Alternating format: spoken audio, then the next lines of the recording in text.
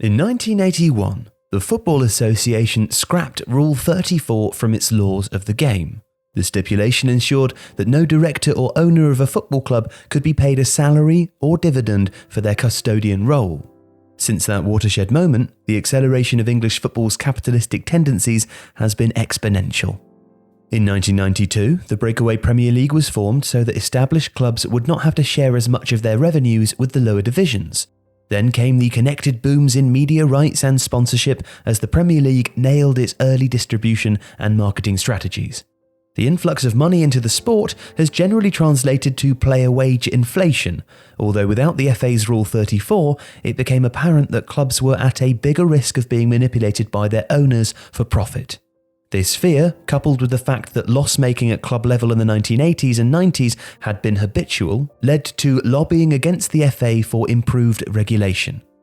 In 1997, Sir John Smith, former Deputy Commissioner of the Metropolitan Police, recommended a test on shareholder suitability in a report commissioned but later dismissed by the FA.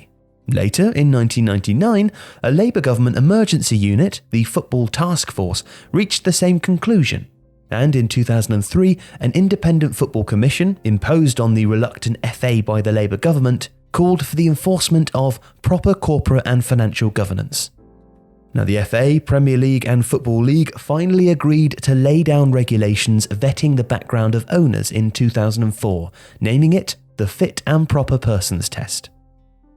Now, there are variations of the test, dependent on which governing body regulates the club in question, but nevertheless, each test aims to, firstly, prevent anyone who holds a criminal record from owning or directing a football club. Secondly, protect football clubs from people who do not have the long-term business interests of the club. And thirdly, prevent anyone who lacks integrity from becoming an owner or director of a club. And a possible owner or director who has undergone the test will be disqualified if he or she is found to have an unspent criminal conviction of fraud or dishonesty, in the United Kingdom or overseas been declared bankrupt, been declared unlawful to act as a director of a UK registered company, been a director of a football club that was declared insolvent more than twice, been banned from a sport ruling committee, accredited association or other regulator, breached FA rules on betting, or been or still is on the register of sex offenders. Originally, the test applied to people who wish to become shareholders of more than 30%, as well as directors of football clubs.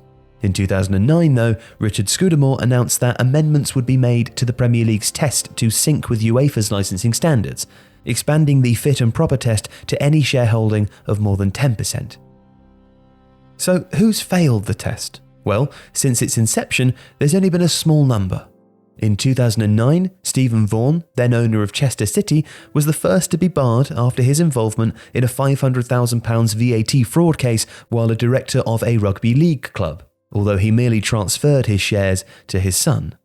In 2012, Craig White, the controversial character who sent Rangers into liquidation 10 months after purchasing a controlling stake, was found to have failed the test following an independent inquiry by Lord William Nimmo Smith.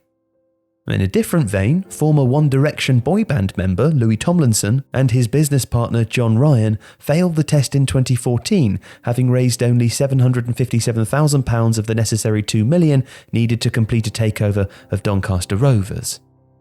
While the introduction of a fit and proper persons test is in no doubt beneficial for the sport's integrity and financial health, it's not been without a significant amount of criticism. The primary issue with academics is the scope of the regulation, with its focus limited to integrity and financial aspects. In Jonathan Mitchie and Christine Orton's 2005 review into the corporate governance of football, they found that the test failed to address the socio-cultural importance of clubs more generally. This is most plainly illustrated by neither the words fan nor supporter being present in any of the test stipulations. In a similar vein, the fact that the Premier League and Football League are the bodies that enforce the fit and proper persons test seems flawed when it comes to regulating governance. Both sporting organisations have a clear economic motive as business entities. Attracting the richest owners to invest their personal wealth into the English football pyramid would likely increase the quality of the competition, which in turn will attract more consumers and commercial ties. Therefore, there is a bit of a conflict of interests between economic incentives and protecting supporters. Sean Hamill, a lecturer at Birkbeck University on the economics of football, stated in a government report session, "The job of the leagues is to run two successful leagues. It's not to govern football." As it happens, the test is ineffective at scrutinising its stated aims, let alone the social responsibility aspect, and the example of Portsmouth is particularly prevalent. One of the owners in that 4-year period was Russian entrepreneur Vladimir Alexandrovich Antonov. In 2009, his Lithuanian bank, Snoras, was banned from trading in the UK by the Financial Services Authority for failing to provide necessary information. Nevertheless, the Football League allowed him to purchase Portsmouth FC in June 2011. 5 months later, Antonov had stepped down after his holding company, Converse Sports Initiatives, was placed into administration. Portsmouth FC would also enter administration in February 2012. The Football League later defended its actions, stating that the steps taken by the Football League were based upon evidence of proof of funding, together with related business plans. It appeared that the evidence was at best misleading and possibly fraudulent, with the league not being alone in accepting this evidence.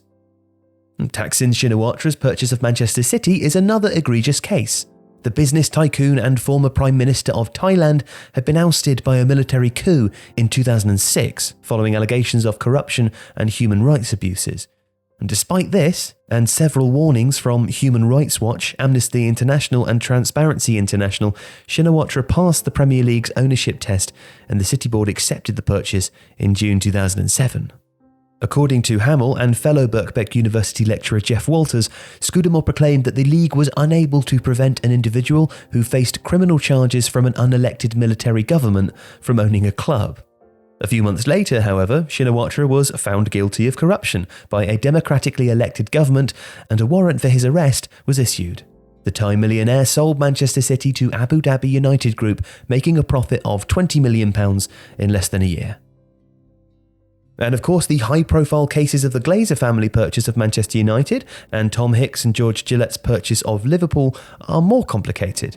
Both parties used a controversial purchase method called a leveraged buyout, where essentially the cost of purchase is paid by loans against the future value of the asset, ultimately burdening both the clubs with substantial debts. Now, while this is by no means illegal, it is an incredibly risky strategy, and in the case of Liverpool, nearly saw them go into administration before Fenway Sports Group stepped in 2010. Shortly afterwards, and despite contrary evidence, Richard Scudamore argued that the club was never at any risk of going into administration due to a number of interested parties, also adding that the Premier League was powerless to prevent another Hicks and Gillette happening. Accrington Stanley chairman Andy Holt, who is particularly critical of the state of lower league football finances on Twitter, told the Totally Football League show recently, "I think it's a disaster. It's a bit like me breath analysing you tomorrow morning and expecting you not to be on the beer tomorrow night. Driving your car back from a party. It doesn't predict any future behaviour and it doesn't control any future behaviour. So, there's absolutely no point in it."